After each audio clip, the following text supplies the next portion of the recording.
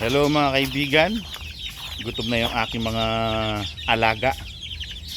Mabilis silang makaubos ng pagkain kasi mga papalaking sisiw eh. Baliktarin ko yung camera para makita nyo. Eto na sila. Tignan natin. Buksan natin yung pinaka-pinto nila. Ayan sila.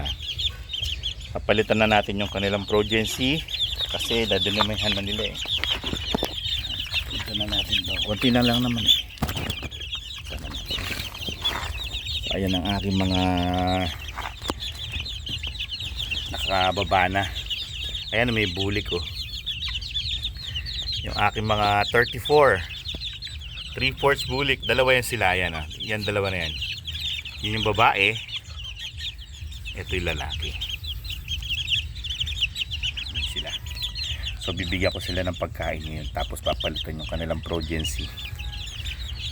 Ang ganda ng lalaki oh. Pogi yung lalaki. Ayan yan, babae. Yan nasa hollow blocks. Hollow blocks na yan, babae.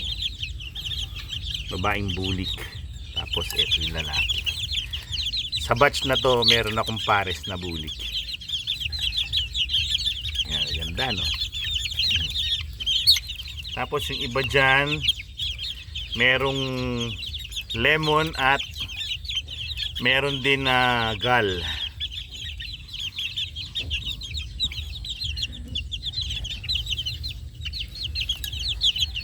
Ay meron din palang sweater dyan ata. Tingnan ko lang sa record para maalala ko. So hindi pa sila naman 1 month. Wala pa silang 1 month. So ano muna. Yan natin. Chick booster pa sila. Sige, kain kayo. Malakas silang kumain. Mayat maya nagbibigay ako ang chick booster kasi papalaki sila eh. Ganyan talaga yung sisiu kapag papalaki, malakas silang kumain. At maganda dyan sa kanila, hindi ko sila nililimit sa pagkain. Talagang meron lagi dapat pagkain para yung paglaki nila maganda. Kahit gabi nakailaw yan sila. Tapos may stock na pagkain at inumin. Sarap sila kumain.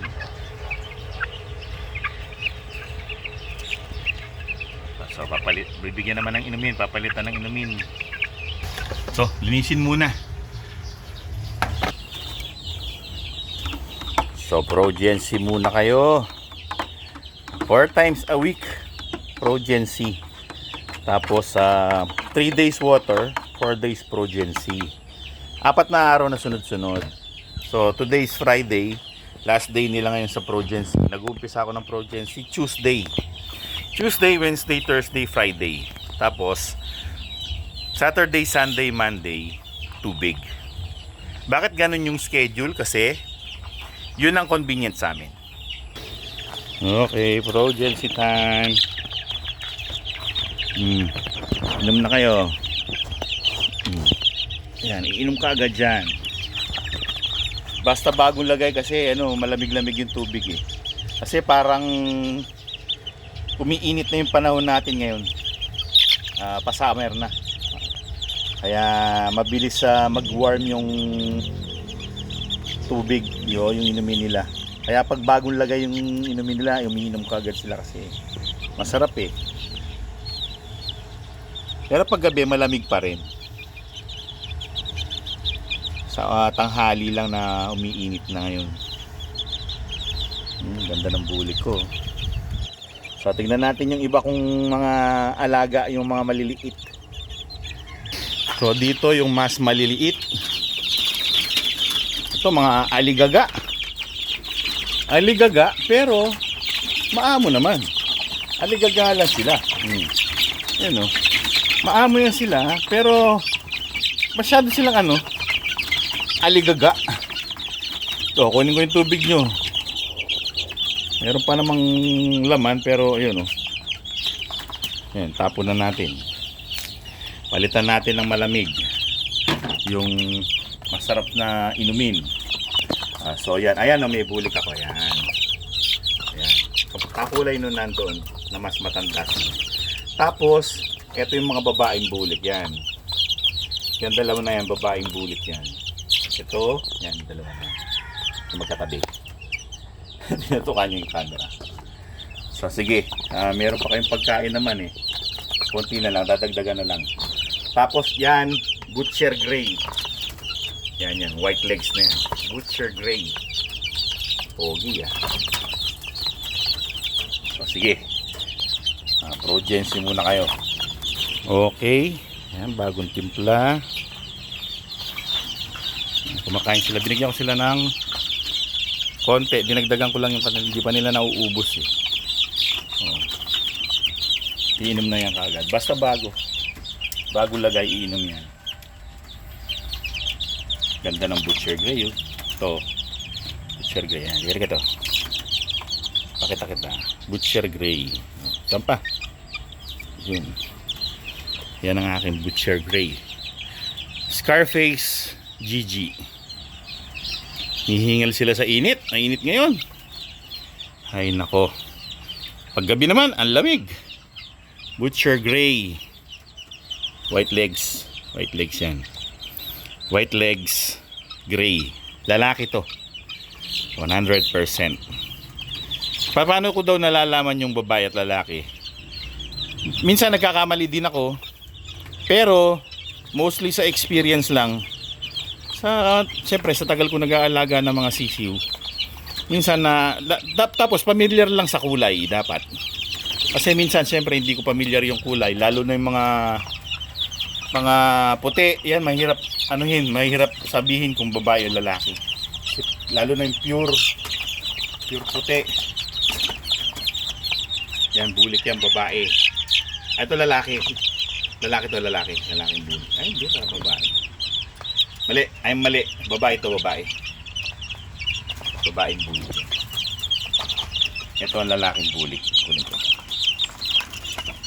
Come here. Ito yung lalaking bulik. Pabalik na siya niya. So, yung maliliit naman tignan natin.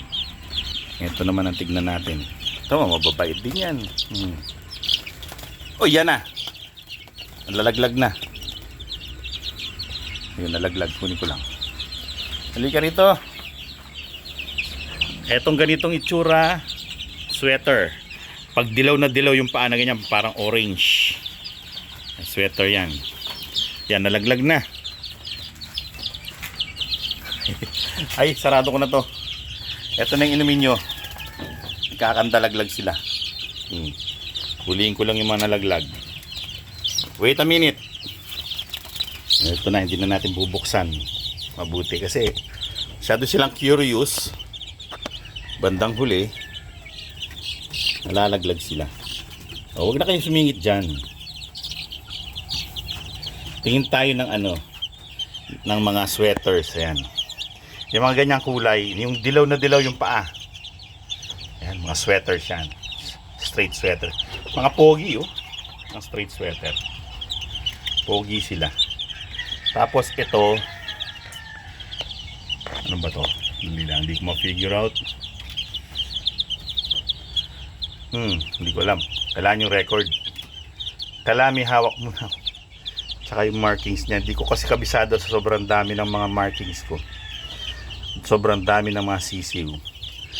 Hanap na lang ako ng bulik. Ay, ito. Ayan. Yan, bulik.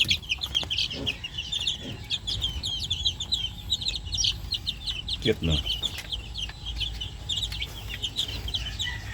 So, isa pang brooder ang tingnan natin. Mas malaki sila dito. Mas malaki sila. May cobra pa. Oh, isingit pa. Yan sinasabi ko. Yun na, pasok na. May pagkain at inumin na kayo. Ito naman yung mga mas malaki ng konti. Ito na inumin nyo. Excuse me. Ganon din yan. Iinom yan kaagad. Pagbago yung tubig nila. Tapos etong mga to, kala mo mailap. Mga aligaga. Pero hindi naman yan mailap. Ayan o. Nakakagigil silang hawakan. Sige.